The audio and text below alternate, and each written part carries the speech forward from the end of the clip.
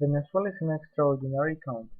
It, like everything, has bad and good things, but architectonically there are some factors which make from Venezuela a unique place, and that's what I want to expose, which are the factors that make Venezuela unique and how to keep building this unique country.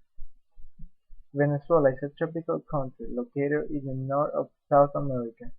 That's why we can enjoy almost the whole year of a warm temperature and sunny days. When building in Venezuela, it's important to take into account that sun could be so hot. It is not like other countries, where architects look for the sun and try to make it get into their buildings.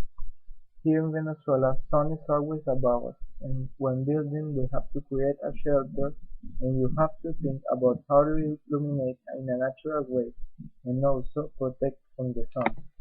In my opinion, Carlos Raúl Villanueva in Plaza Cubierta at the Central University of Venezuela achieved the challenge of creating a space of shelter from sun and also well illuminated by creating a floor that reflects light, and also separating the roof in levels, letting light get in through the roof. Also create with perforated brick an interesting game between light and shadow. I personally find Venezuelan people warm, and that's something I think should be reflected in our architecture. And it's something that could be achieved by using color in buildings or incorporating art to them. Here there are some examples of what I think represents Venezuelan atmosphere, like Cruz Diaz wall at Simón Bolívar Airport, some walls at the Central University of Venezuela, the facades of colonial houses, or some ranchos in Alatiri. Texture, as color, gives sort of a warmth to buildings. It represents their skin and makes that getting into them becomes a different experience. The Teresa Carreño Theatre has on its inclined facade a work made by Harry Aben, what gives another sense to this work. Venezuela is a beautiful country, however there's a lot of disorganization, what makes that great cities like Caracas become a complete chaos.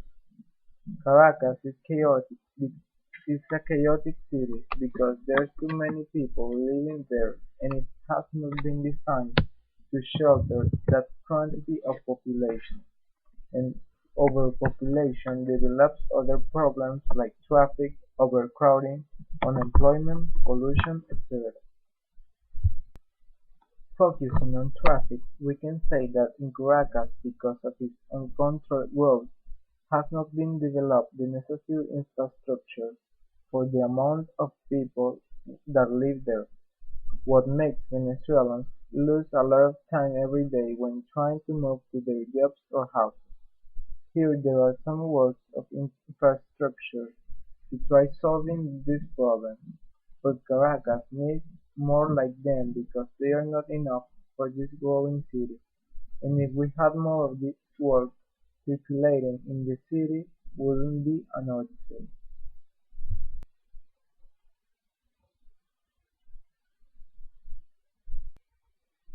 Noise is other problem big cities have to face, and it is also originated because of the population. That's why architects have to be instructed in acoustics, because noise could become a building into an uninhabitable place, and it is more important to take into account when the building is meant to acoustic functions, like theaters or a concert hall. In Venezuela there are some masterpieces in acoustics like Aula Magna at the Central University of Venezuela or La Concha Acústica. Venezuela has modern architecture and also colonial, and there's something used in architecture called rhythm. We can find it no matter what architecture style. Rhythm creates a harmony in buildings, and is produced by repeating series of elements. It's like making music. There are some examples of rhythm in Caracas.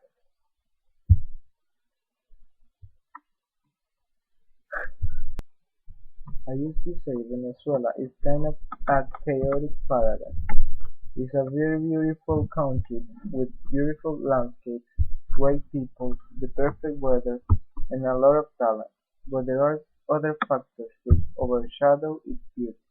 I hope with this I can show the overshadowed beauty and show what to take into account when trying to make architecture in Venezuela, like the weather, the geographical situation, or the problems mentioned before, etc., in order to keep giving extraordinary architectonic work to give beauty and solutions to the problems in our cities and contribute in the construction of our unique country.